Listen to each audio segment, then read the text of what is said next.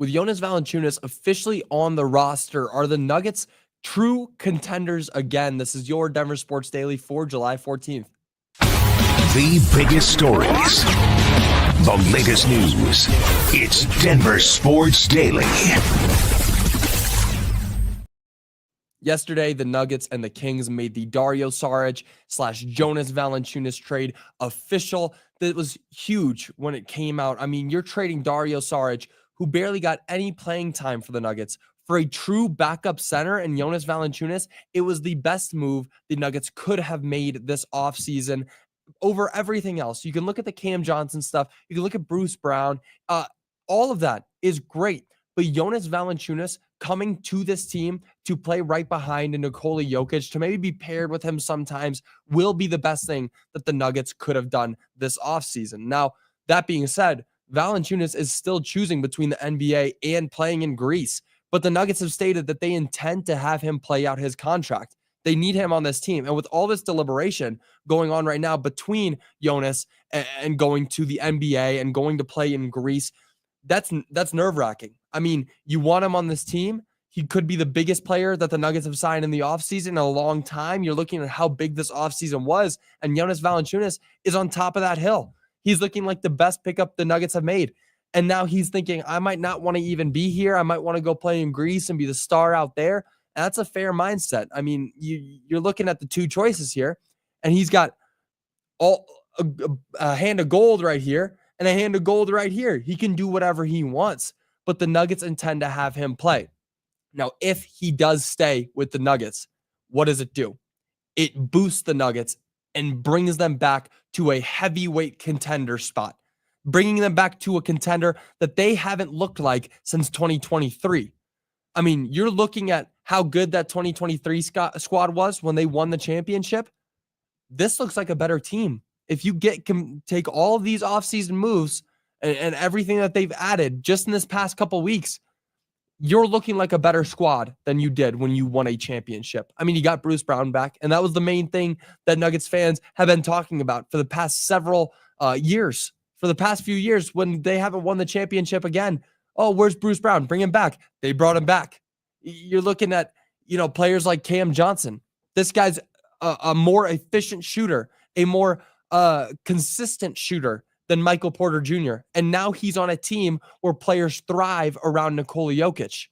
So watch what he does next season. And there's something funny to be said about that too, because we could be seeing Nikola Jokic's first all-star teammate in Cam Johnson. I will, want to talk about that in a future show probably, but you're going to look at how big and how deep this squad is right now. And it's because of Jonas Valanciunas too.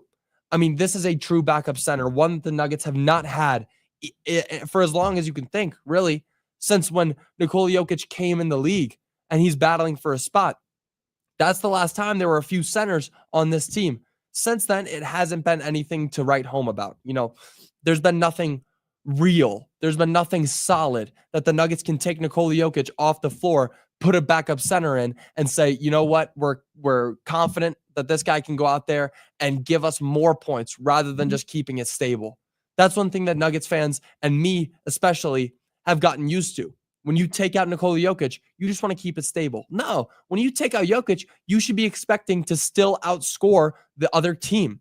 And with Jonas Valanciunas, that's possible. So with all the deliberation going on, it is most important. It is priority number one for the Nuggets to get Jonas Valanciunas on this team. You need to have him on this team. If not, you could be watching something unheard of, something that we haven't seen ever in the NBA. And that's a player leaving the NBA, leaving guaranteed $20 million guaranteed just to go play in Greece. You haven't really seen that. And hopefully this is not the first time we see it.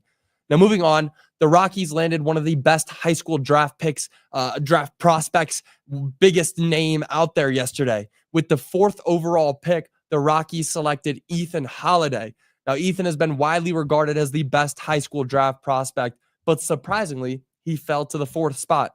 Now, Rockies fans may remember the name Holiday. They may know the name Holiday if you're just, an MLB fan now or you were for the past 20 years.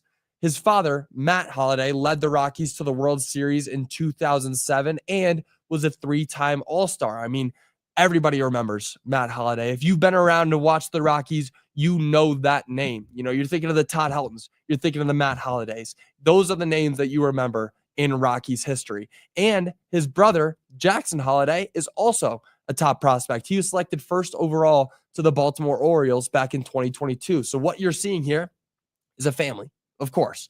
You're seeing a family of stars. I mean, Jackson Holliday right now on the Orioles is arguably one of their better players. And now you got Matt Holliday. I mean, the top prospect in high school. You got him. The Rockies finally have something to be really excited about. And you know this. There have not been things that this organization can be happy about in recent years.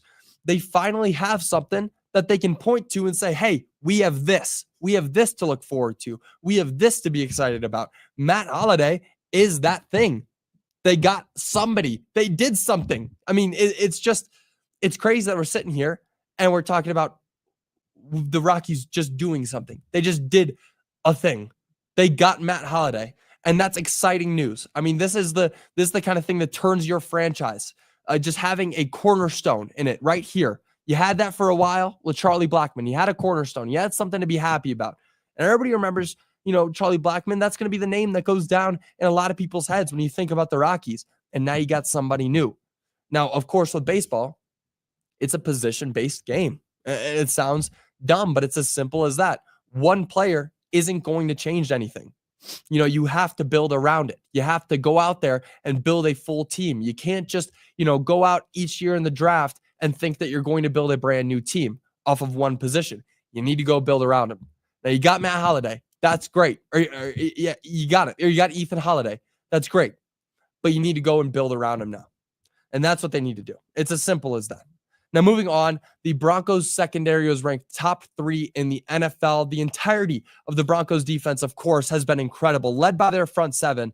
But now the secondary is getting some love. Pro Football Focus, or PFF, ranked the Broncos secondary 3rd in the entire NFL, behind only the Baltimore Ravens and the Kansas City Chiefs. That's a huge jump, as the Broncos were ranked 19th in the league at the end of last season. Their secondary unit was ranked 19th in the league at the end of last season. And that's due to mostly the injury to Riley Moss. He suffered back at the end half of the season, which had a clear impact on the effectiveness of this unit. You were watching what happened when Riley Moss went down. It wasn't great. You even saw him when he came back into the league. He was getting torched by T. Higgins in that crucial Bengals game. And it wasn't great. And of course, they fell to 19th in the league.